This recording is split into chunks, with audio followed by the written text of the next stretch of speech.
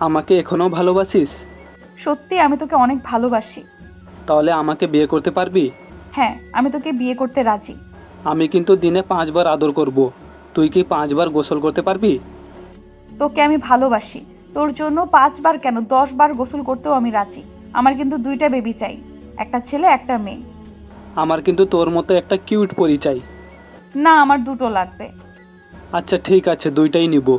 বিয়ের পরও তুই করেই বলবো। আমিও তুই করে বলবো। এখন তো আমাদের বিয়ে হয়ে গেছে, এখন একটু আদর করব। তোর পাটা একটু ফাঁক কর। দেখ, আস্তে করবি, বেশি দিলে কিন্তু আদর করতে দিব না। আহ, কি শান্তি লাগছে, তোকে বলে বোঝাতে পারবো না। ইকবাল, আর একটু আস্তে কর। আহ, ব্যথা লাগছে। আর কত আস্তে করব? তুই ভার্জিন, তাই তোর একটু ব্যথা লাগছে, পরে সব ঠিক হয়ে যাবে। আর একটু আস্তে কর। উফ, এবার একটু চুপ কর, আমি আস্তে করছি। এত সকাল সকাল কি রান্না করছিস?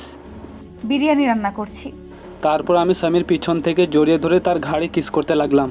সকাল সকাল আমি আর গোসল করতে পারবো না। আমার ঘাট থেকে মুখ সরা। আমাকে ধাক্কা দিয়ে সরিয়ে দিল। এরপর আমি বললাম, স্বামী একটু আদর করতে দে না। আচ্ছা, আমার কাছে আয়, একটা কিস দেব। আর সব পরে রাতে দিব। আমি কাছে যেতে আমাকে জড়িয়ে ধরে মুয়া, মুয়া, মুয়া।